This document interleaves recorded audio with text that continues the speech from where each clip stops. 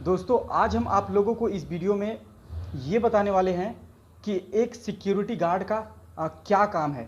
यानी कि यदि आप सिक्योरिटी गार्ड में जाते हैं या फिर यदि आप हैं तो आपका एक्चुअल में क्या काम है, तो उसके बारे में आज हम आपको पॉइंट बाय पॉइंट पूरा डिटेल बताएंगे।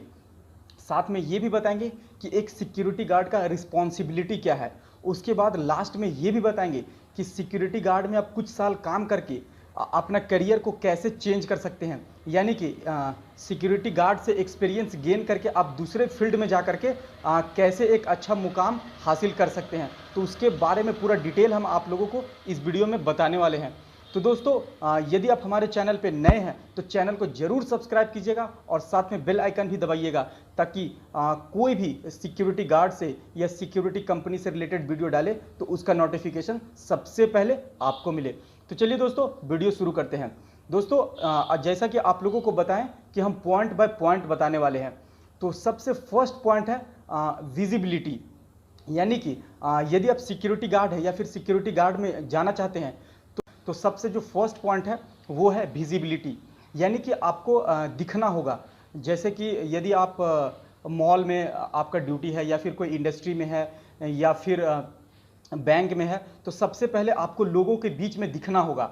दिखने से क्या होता है कि लोगों के अंदर ये भावना आ जाता है कि यहाँ पे सिक्योरिटी गार्ड है, कुछ गलत नहीं करना है। तो सबसे जो फर्स्ट हो गया वो विजिबिलिटी है, यानी कि दृश्य। आपको दिखना होगा, लोगों के बीच रहना होगा। उसके बाद दोस्तों बात करें तो सेकंड पॉइंट है वो है पेट्रोलिंग। यानी कि सिक्योरिटी गार्ड को जो काम करना पड़ता है वो पेट्रोलिंग भी करना पड़ता है।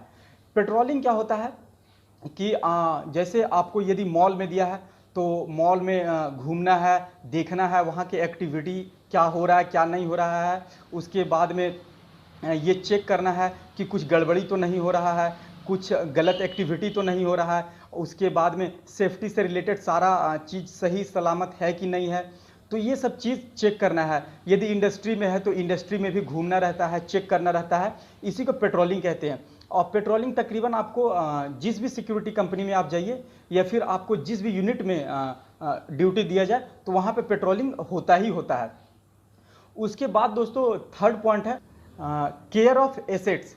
यानी कि आप जिस भी यूनिट में ड्यूटी कर रहे हैं, सपोज वो बैंक हो सकता है, मॉल हो सकता है या इंडस्ट्री हो सकता है, वहाँ पे ये चेक करना है कि वहाँ का जो प्रॉपर्टी है या संपत्ति है, एसेट्स है, वो सब सही सलामत है कि नहीं। मान लीजिए बिल्डिंग है तो बिल्डिंग में कुछ क्षति तो नहीं हो रहा है या फिर कुछ ऐसा गलत एक्टिविटी तो किसी के द्वारा नहीं हो रहा, ये सब चीज़ चेक करना है।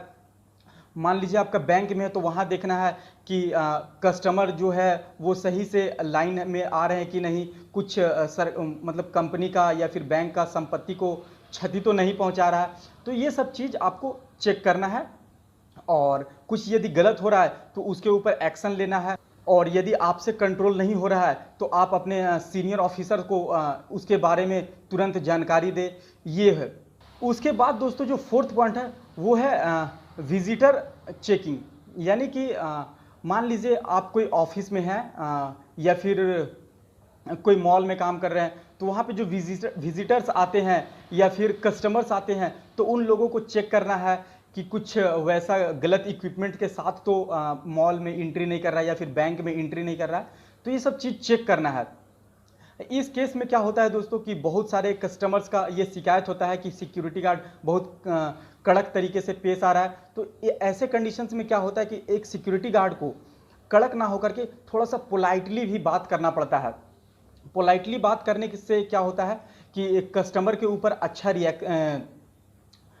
वो रिएक्शंस आता है कस्टमर के तरफ से, ताकि कंपनी हो या फिर जो मॉल हो तो उसको प्रॉफिट्स हो, जिसके कारण क्या होता है कि जो सिक्योरिटी गार्ड होता है उसको प्रोत्साहन राशि या फिर प्राइस दिया जाता है।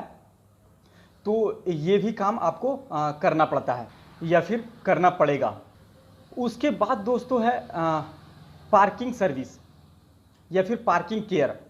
यानी कि आप जहाँ भी जाइए, जैसे मॉल हो, इंडस्ट्री हो या बैंक हो, हर जगह पे पार्किंग अलाउड रहता है और तकरीबन हर पार्किंग में सिक्योरिटी गार्ड की ड्यूटी होता है।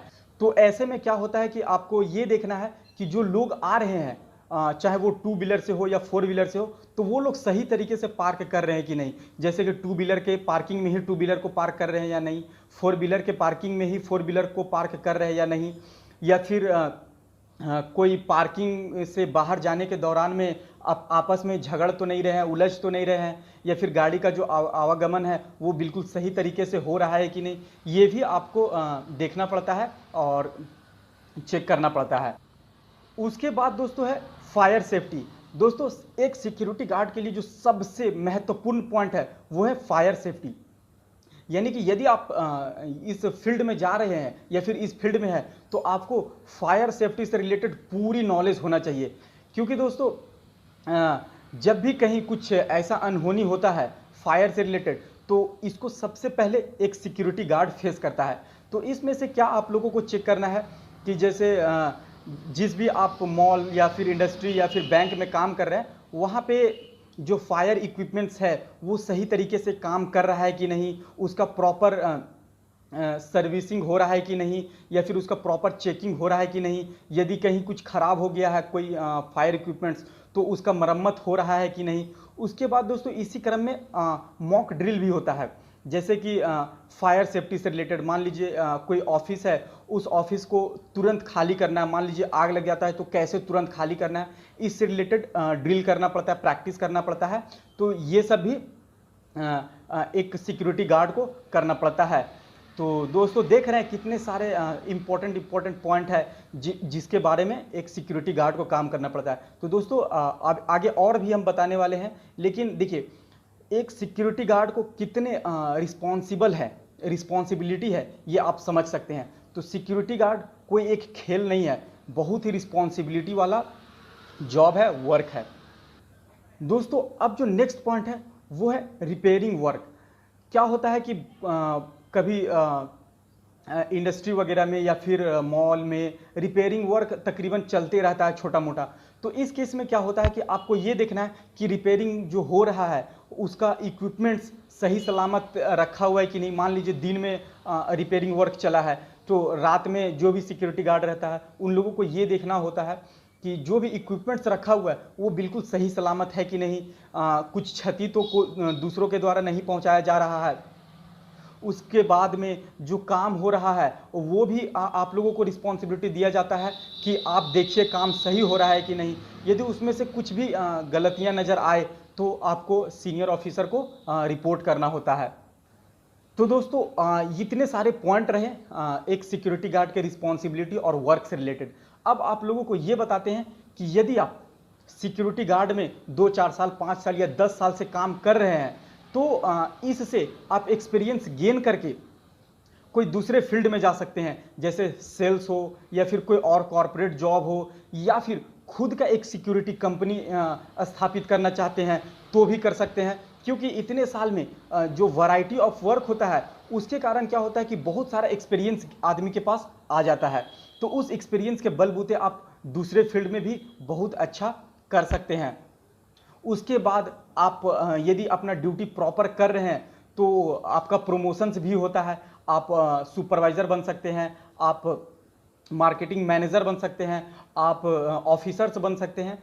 तो ये सब करियर है जो आप बहुत दिन से यदि करते आ रहे हैं अच्छे तरीके से ड्यूटी, तो आप एक्सपीरियंस के बदौलत या फिर ईमानदारी के बदौलत आप दूसरे फील्ड में या फिर इसी फील्ड में सिक्योरिटी गार्ड या सिक्योरिटी कंपनी के फील्ड में आप एक अच्छा मुकाम हासिल कर सकते हैं। तो दोस्तों ये पूरा डिटेल रहा एक सिक्योरिटी गार्ड के काम से रिलेटेड। तो दोस्तों कैसा लगा वीडियो यदि अच्छा लगा तो एक लाइक जरूर कर दीजिए दोस्तों, क्योंकि आप लोगों के लिए ही हम ये वीडियो बनाते हैं। और अपने सारे दोस्तों तक फैला दीजिए। और अभी तक यदि हमारे चैनल को सब्सक्राइब नहीं किए हैं तो दोस्तों आप लोगों से रिक्वेस्ट है, दिल से रिक्वेस्ट है कि चैनल को जरूर सब्सक्राइब कीजिए और बेल आइकन को भी दबाइए। दोस्तों सब्सक्राइब करना कोई बहुत बड़ा चीज़ नहीं है, हम आपसे कोई पैसा नहीं मांग रहे, बस केवल लाल बटन को दबाने के लिए कह रहे हैं। तो दोस्तों ज़रूर चैनल को सब्सक्राइब कीजिएगा और साथ में बेल आइकन भी दबाइएगा, ताकि हम इस तरह का कोई भी वीडियो डालें तो उसका नोटिफिकेशन सबसे पहले आपको मिले। तो चलिए दोस्तों मिलते हैं अगले वीडियो में, तब तक के लिए धन्यवाद।